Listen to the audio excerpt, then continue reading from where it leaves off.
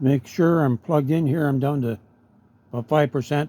Just got back from the shuttle bus from town, and so I haven't even taken off my jacket yet. I've been working on this concept model here. So that's going to be the framework for the community center, 1,728 square foot. That's going to be under a dome. It could be a 54-foot event dome. That's going to be over top of that. So the floor system that you see here, that is approximately 31 panels, about 4 inches thick. Now these, so I was thinking, well, if we're going to make the dome out of hemp, why not make the panels out of hemp, right? So to make this universal, to make it cost efficient, the most cost efficient, and yet the most simplistic and the most efficient all the way around, as far as a mass deployment where these could be built very, very quickly, right? And so I was thinking I need to check into it. I got some feedback on YouTube on the geodesic domes. Actually, one of the people there that have relatives that work or own Pacific domes in Oregon, and so it's beginning to gain some traction here. And I've been off YouTube for a year, right? But God has His timing, and so it's not about what I can do or nothing like that, or any of us. God has His timing to do what has to be done when that time comes. I need to do this quick because my power.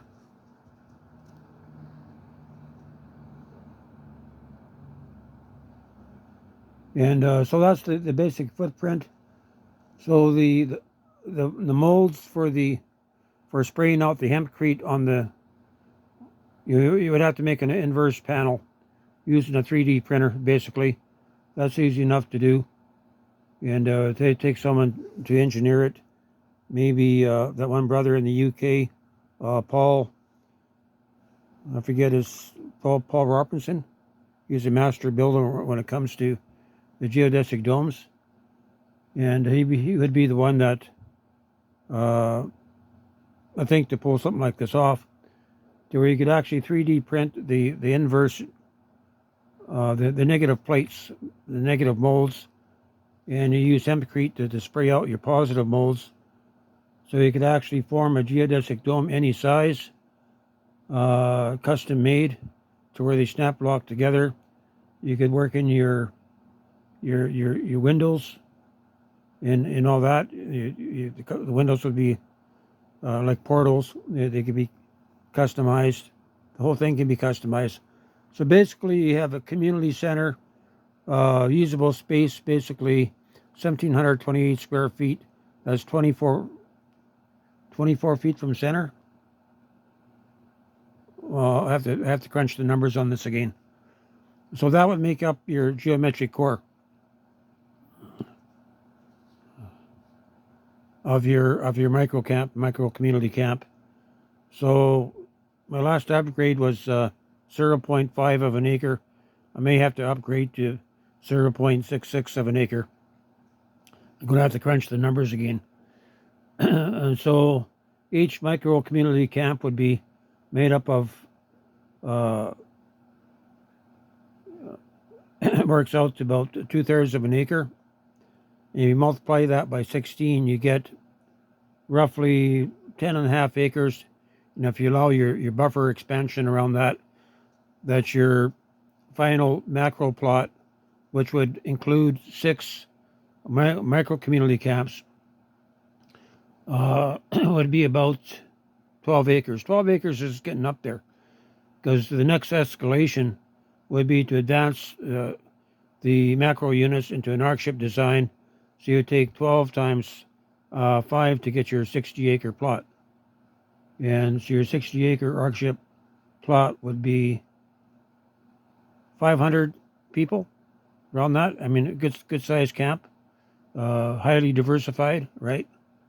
And but being able to 3D print the actual negative molds, this could be done universally.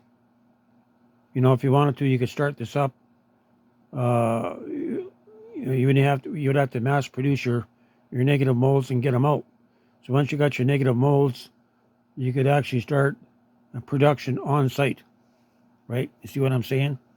You could already purchase a 60-foot or 100, even 120-foot Pacific dome that would go into the center of the 12-acre plot, and there you would use that as a building facilities. And so you're looking at a short window of time. It's not about the money, right? It's going to be about how fast can you spend the money, right? Are you able to, if every month that someone puts $1 million into the kitty, are you able to put a plan together where you could actually spend $1 million in a 30-day period? That's what we're coming into. The money's going to be phased out, so you're going to have to use what you have. You're going to have to do it quickly. And so tonight I'm going to be working on crunching the numbers on this. So the main micro camp would be 0.667 acre. You multiply that by 16, you get a macro camp roughly of 12 acres. And if you advance that to a full arc-ship design, you multiply that by 5, and you get a 60-acre arc-ship for about 500 people plus. And the beauty about the arc-ship design is that you have roughly 24 acres of the 60 acres or whatever that could be used for growing hemp. You want to grow hemp. If you can't grow hemp on site, then you need to import it. So the times that we're going into, we need to grow hemp, whether it's government approved or not. The government's talking about the Green New Deal. This is a Green New Deal because hemp adds nitrogen to the soil, if I remember correctly. So you're reducing the carbon footprint. But these arc-ship communities will have a small window of time to build because of the climate chaos that we're going to see this year.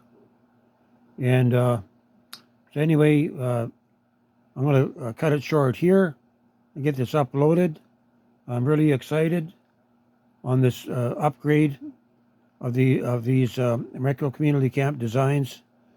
So in a facility, in a 0.66 acre facility, that in a dome, that this would be that's the floor area, right? Each one of those hexagonals are 4 feet or 8 feet point to point, or approximately 48 square feet, so 48 times 36. That's your basic floor plan, and snap together floor systems and wall systems, open concept. You might have, say, 4 feet of room where you can walk around the outside of the building, but the whole thing is under a dome, and then that makes up the center, right? Then around it, you got 6 more footprints the same size, right? I think the footprints on this is 3,072 square foot. So you'd have 6 more around.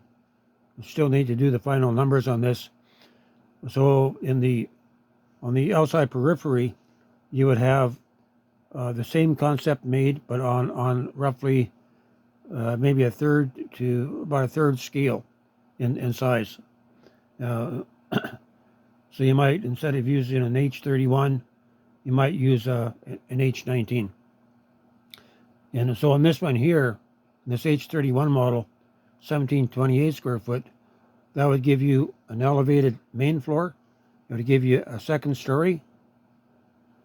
So your second story would be apartment dwelling, and the third story, you could even have maybe the second and third levels could be apartment dwelling, and the fourth level could be an atrium.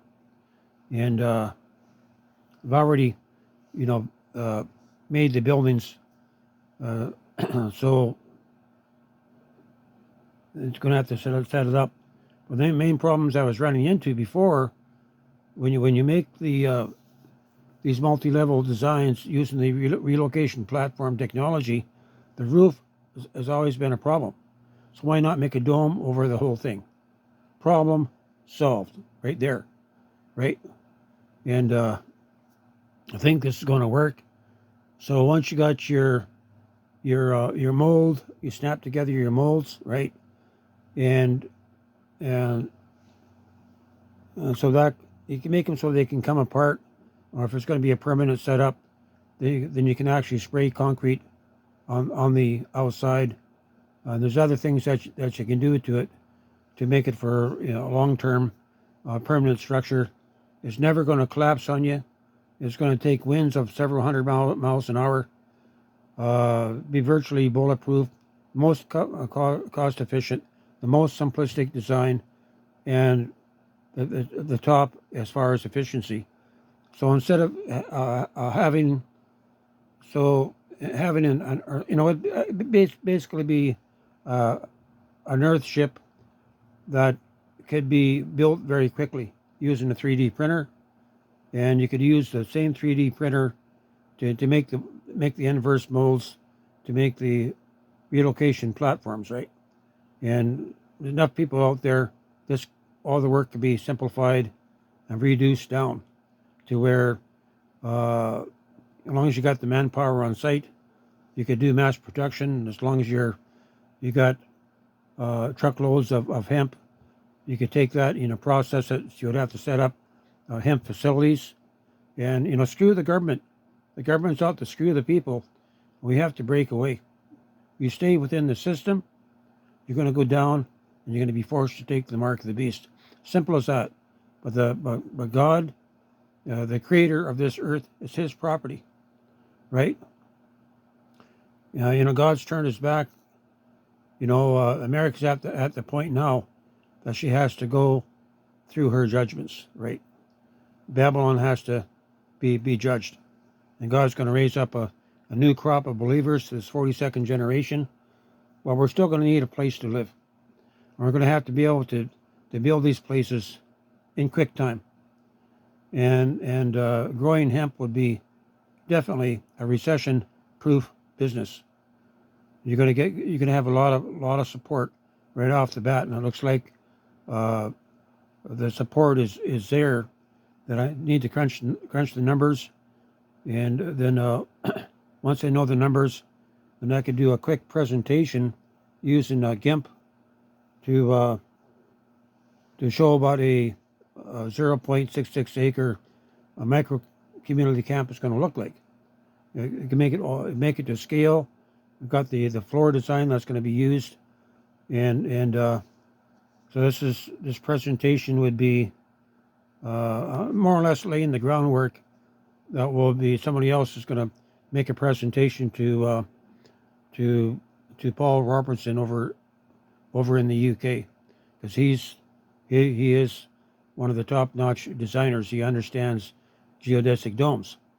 So this would be an advanced way of putting his work together into a 3D format that could be printed out, right? So you're going to have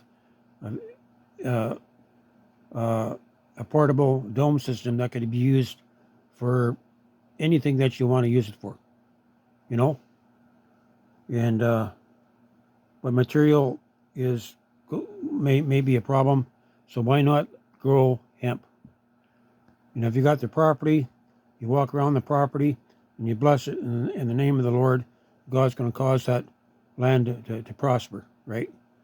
And we need to do it.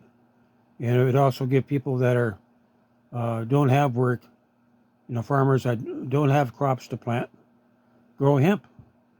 Hemp can be used as a food, as an oil, as a building product, and let's do it to build these ArkShip communities. Going to leave it here and be blessed.